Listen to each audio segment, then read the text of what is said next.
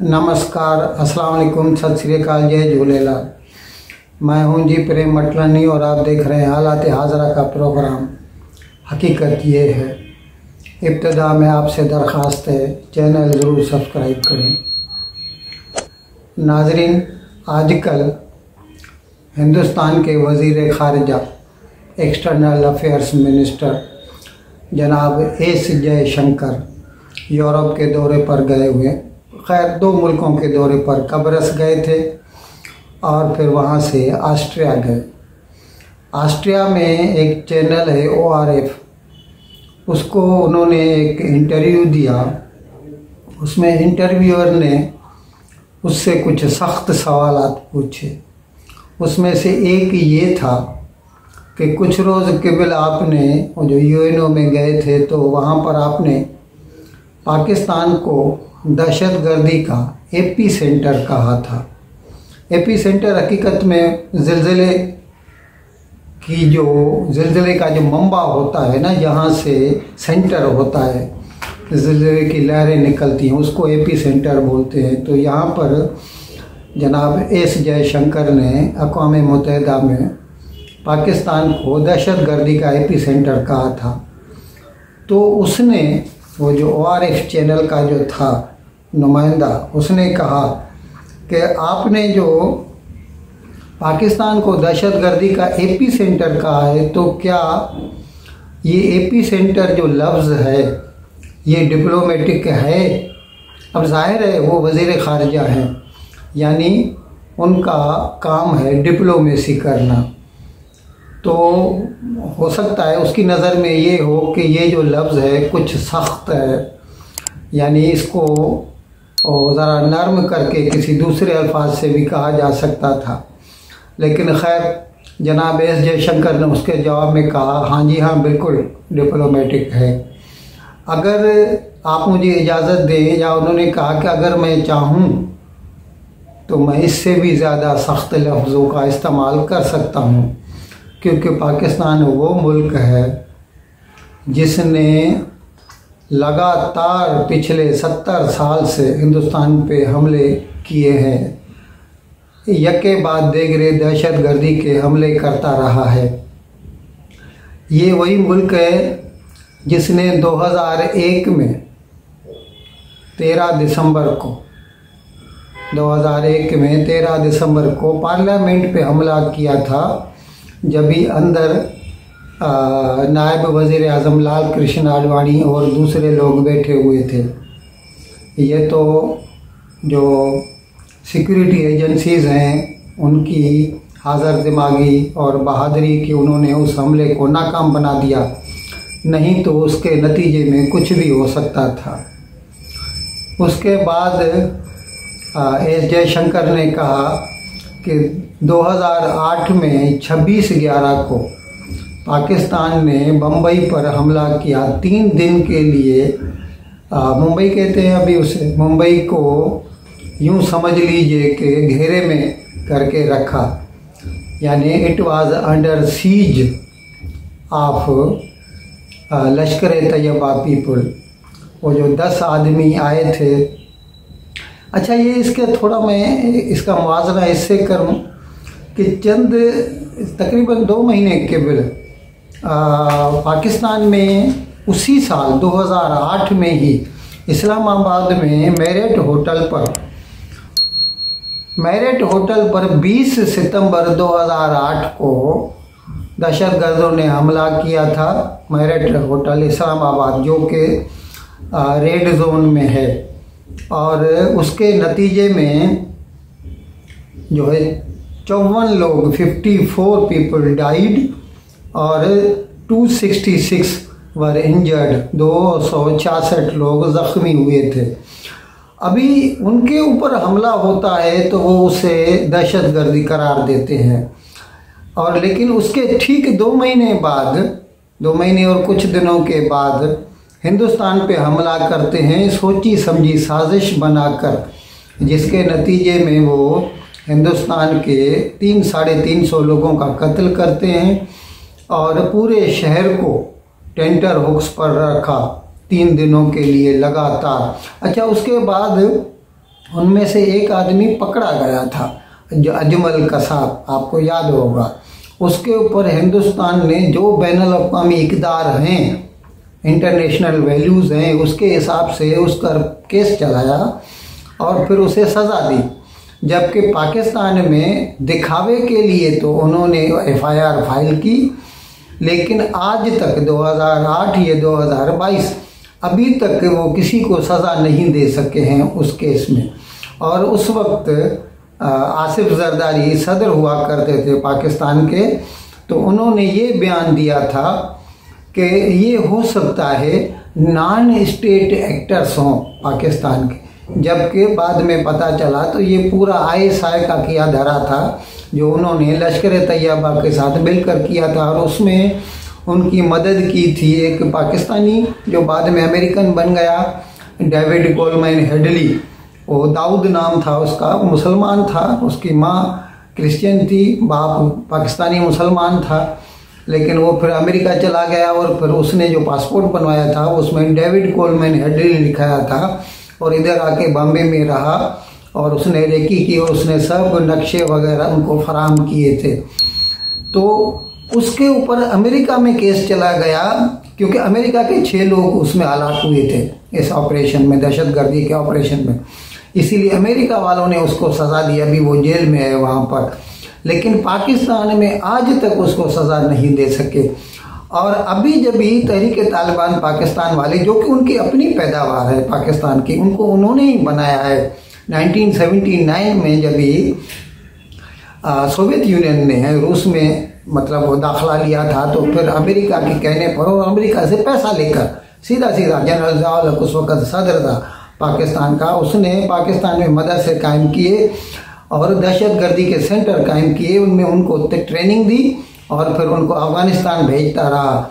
और अभी वो जो जैसा हिलारी क्लिंटन का कहना है, उसका मशहूर कोट है कि अगर आप सांप पालेंगे तो आप ये मत सोचिए कि वो सांप सिर्फ पड़ोसी को डसेगा, जनाब वो आपको भी डस सकता है। तो अभी जब भी तहरीक तालिबान वाले पाकिस्तान को डस रहे हैं, पाकिस्तान की अफवाज पैरामिलिट्री फोर्सेस पर आए दिन हमले कर रहे हैं, तो अभी इनको तकलीफ होती है। और अभी ये कह रहे हैं पाकिस्तानी, ये राना सनाउल्लाह कहता है या पाकिस्तान की नेशनल सिक्योरिटी कमेटी कहती है कि हम उनका हार्ट परसूट करेंगे, सर्जिकल स्ट्राइक करेंगे और अफगानिस्तान में जाकर उनके ऊपर जो उनके अड्डे हैं हमला करेंगे। और जब उसका मुआवजा कीजिए, हिंदुस्तान जब भी ये कहता है कि हम उसका पीछा करेंगे, और जैसे उन्होंने किया भी था 14 फरवरी को जो पुलवामा में पाकिस्तान ने करवाया था, जिसके बदले में फिर 2 रोज़ बाद हिंदुस्तान ने हवाई हमला किया था बालाकोट पे, जो लश्कर तैयबा का जो ट्रेनिंग सेंटर था उसको उड़ा दिया था, और जिसके बाद में पाकिस्तान ने अपने तैयारे हिंदुस्तान की हदूद की खिलाफवर्जी करते हुए अंदर भेजे, और जिसके बाद हिंदुस्तान का एक जहाज़ गिर गया था MiG-21, और जिसका जो पायलट था वो पाकिस्तान में चला गया था, फिर उसको 2 दिन बाद वापस कर दिया गया था।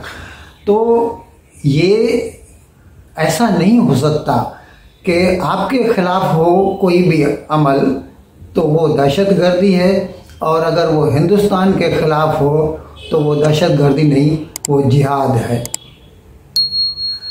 नाज़रीन, इस सिलसिले में ये बात भी काबिल गौर है कि पाकिस्तान के साबिक वज़ीर आज़म, जो कि 3 बार वज़ीर आज़म रह चुके हैं और अभी भी हकीकत में उसी की गवर्नमेंट है, भले उसका भाई बैठा है, नवाज शरीफ की बात कर रहा हूँ मैं, भले शहबाज शरीफ वज़ीर आज़म, लेकिन डिफेक्टो जो है वो नवाज शरीफ ही पाकिस्तान का हेड है इस वक्त। और उसने ये एक बार कहा था साफ साफ कि ये जो 26/11 बम्बई वाला वाक़या था वो पाकिस्तान की कारस्तानी थी। नाजरीन, एक साहब हैं मेजर, अभी रिटायर्ड है, अभी तो नहीं है, मेजर रिटायर्ड लिखते हैं, मेजर आदिल राजा हैं, पाकिस्तानी अफवाज में थे और अभी लंदन में रहते हैं। उन्होंने कुछ रोज़ कबल एक वीडियो जारी किया था और उसमें उन्होंने बताया था कि पाकिस्तान की जो ISI है उसके सेफ हाउस हैं कुछ, उस सेफ हाउस में पाकिस्तान की कुछ अदाकाराएँ हैं, यानी फीमेल एक्टर्स, उनको बुलाया जाता था। यानी ये उसके कहने का मतलब था, वो तो सीधा सीधा इल्ज़ाम लगा रहा था जनरल फैज़ हमीद और जनरल रिटायर्ड जो अभी Qamar Javed Bajwa chief of army staff थे साबिक, उनके ऊपर उसने इल्ज़ाम लगाया। क्योंकि ये जो आदिल राजा है ना, ये पीटीआई से ताल्लुक़ रखता था, इसकी सिंपथीज हमेशा पीटीआई के साथ रही हैं, तो इसीलिए अभी वो आर्मी को ख़राब करने के लिए वो इस किस्म के बयान दे रहा है। लेकिन इसमें हकीकत है या नहीं है वो तो खैर वक्त बताएगा।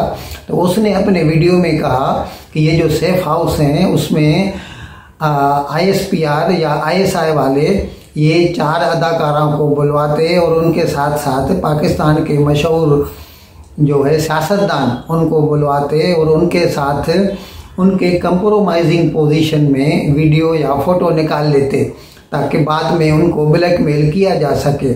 अभी उसने आदिल राजा ने नाम तो नहीं लिए चारों अदाकाराओं के, लेकिन उसने उन अदाकाराओं के नाम के इनिशियल्स दिए हैं और वो हैं मैं आपको बता रहा हूँ। एक है MH से अभी लोगों ने ऐसे अंदाजे लगाए, मैं ये बता रहा हूँ, मैं तो खुद नहीं जानता। MH से लोगों ने अंदाज़ा लगाया है कि महविश हयात है। MK यानी मायरा खान, ये मायरा खान वही है जिसने हिंदुस्तानी फिल्म रईस में शाहरुख खान के साथ काम किया था। और एक है SA सजल अली, वो है, इसने भी इंडिया में जो है मॉम फिल्म बनी थी श्रीदेवी की, उसके साथ श्रीदेवी की बेटी बनी थी उसमें। और एक है KK यानी कुबरा खान, उसने इन्हें 4 अदाकाराओं के नाम के इनिशियल दिए हैं। अभी उसने तो नाम नहीं बताए, लेकिन इसके रद्दे अमल में कुबरा खान ने उसको नोटिस दिया है और उसमें उसको कहा है कि 3 दिन के अंदर, अभी कुबरा खान जो है ना वो भी ड्यूअल सिटीजनशिप रखती है, लंदन में रहती है, ये आदिल राजा भी लंदन में रहता है। तो कुबरा खान ने कहा है कि तुम 3 दिन के अंदर अंदर माफ़ी मांगो, नहीं तो मैं हद तक इज़्ज़त का तुम पर दावा करूंगी, लंदन में भी करूंगी, पाकिस्तान में भी करूंगी। तो अभी देखें, वो तो वक्त बताएगा क्या होता है, लेकिन उसने उसको ये धमकी तो दी है, ये कल दी है और नोटिस दिया है उसको। और महविश हयात ने भी इसका रद्द अमल दिया है, अपना ट्वीट किया है और इसके हकीकत से इनकार किया है। सजल अली ने भी इसका रद्द अमल दिया है, लेकिन मायरा खान ने अभी तक अपना कोई रद्द अमल नहीं दिया है। नाजरीन, आपको कई मरतबा हमने बताया भी है कि पीटीआई के जो ओहदेदारान हैं, और इंक्लूडिंग इमरान खान चेयरमैन हैं, वो वज़ीर आज़म रह चुके हैं, वो 12 इलेक्शन कमीशन ऑफ पाकिस्तान या उसके जो चीफ इलेक्शन कमिश्नर है सिकंदर सुल्तान राजा, उनके ऊपर हमले करते रहते हैं और उनके लिए गंदी ज़ुबान का इस्तेमाल करते हैं। तो ECP ने उनके खिलाफ जो है तौहीन कमीशन का इल्ज़ाम लगाकर केस कायम किया था और उनको नोटिस निकाले थे।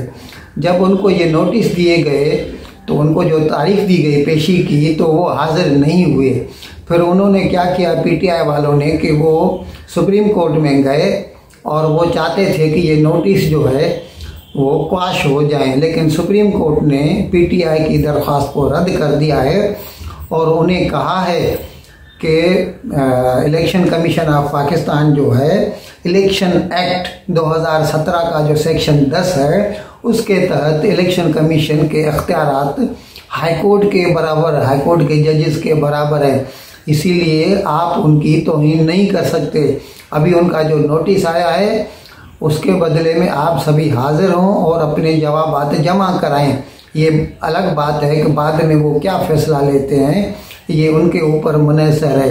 तो अभी इलेक्शन कमीशन ने ये जब फैसला आया सुप्रीम कोर्ट का, तो उन्होंने फिर से ये फैसला किया है कि अभी हम जो पिछली पेशियां गई उसको छोड़ दीजिए। अभी उन्होंने नई तारीख जो है ना वो 17 जनवरी फिक्स की है और सबको नए नोटिस दिए हैं कि आप 17, इसमें फवाद चौधरी आ गया, असद उमर आ गया, इमरान खान आ गया, 2-4 और भी हैं पीटीआई के, उनके खिलाफ ये नोटिस निकाले हैं कि 17 जनवरी को हाजिर हो जाइए, अपने जवाबात जमा कराइए और फिर हम देखेंगे कि आपके खिलाफ क्या इक़दाम उठाया जा सकता है। नाजरीन, पाकिस्तान में महंगाई रोज़ बरोज़ बढ़ती चली जा रही है, थमने का नाम नहीं ले रही। अभी हमने कुछ रोज़ के पहले आपको बताया था दिसंबर के जो आदाद व शुमार आए थे उसके लिहाज से पाकिस्तान में इन्फ्लेशन रेट यानी अफराद ज़र कहते हैं उर्दू में, सिंधी हम शरह महंगाई भी कह सकते हैं, वो 29% तक पहुंच गई है पाकिस्तान में, ईयर ऑन ईयर कह सकते हैं हम। तो अभी पाकिस्तान में जो चिकन जो पोल्ट्री फार्म वाले हैं उनकी एसोसिएशन वालों ने बताया है कि अभी जो चिकन है, चिकन का गोश्त जो है वो 650 रुपये का किलो हो गया गोश्त, और 400 रुपये का किलो जो है फीडर्स के साथ साबुत जिंदा, नहीं तो 650 रुपये में, तो वो कह रहे 800 रुपये में पाकिस्तान में बीफ मिलता है। और बीफ का भाव और चिकन के भाव में सिर्फ अभी 150 रुपये किलो का फ़र्क है। उनका ये कहना है पोल्ट्री फार्म एसोसिएशन वालों का कि हमें तो ऐसा लग रहा है कि जिस लिहाज से ये चिकन के भाव बढ़ते जा, और उन्होंने इसका इल्ज़ाम लगाया गवर्नमेंट के ऊपर, क्योंकि उन्होंने इंपोर्ट किया है सोयाबीन ब्राज़ील से। ये जो सोयाबीन है ना, ये जेनेटिकली मॉडिफाइड है, जीएम है, और वो अभी पाकिस्तान के समंदरी अड्डों पर फंसा हुआ है सोयाबीन जो है, क्योंकि पाकिस्तान कहता है कि हम जेनेटिकली मॉडिफाइड अलाउ नहीं करते कुछ, कोई भी अनाज ऐसा, वो चिकन फीड है, मुर्गी को खिलाने के लिए है। जबकि वो पोल्ट्री फीड वाले जो है एसोसिएशन वाले वो कहते हैं कि ये पूरा यूरोप इस्तेमाल करता है, ब्राज़ील करता है, और ऐसे दुनिया के कई ममालिक कर रहे हैं इसको इस्तेमाल। लेकिन खैर ये फीड के महंगे होने की वजह से चिकन के भाव 650 रुपये फ़ी किलो तक पहुंच चुके हैं, और बकौल उनके ये 800 से आगे भी जा सकते हैं। इन अल्फाज के साथ मैं आज का प्रोग्राम ख़त्म करने की आपसे इजाज़त चाहता हूँ, लेकिन विदाई लेने से पहले एक मरतबा फिर आपसे मेरी दरख्वास्त है कि जिस किसी साहब या साहिबा ने अब तक हमारे इस चैनल को सब्सक्राइब नहीं किया, अज़राए करम इसको जल्द से जल्द सब्सक्राइब करें, प्रोग्राम को लाइक करें, शेयर करें, और घंटी का बटन दबाना न भूलें। बहुत बहुत शुक्रिया। खुदा हाफिज़।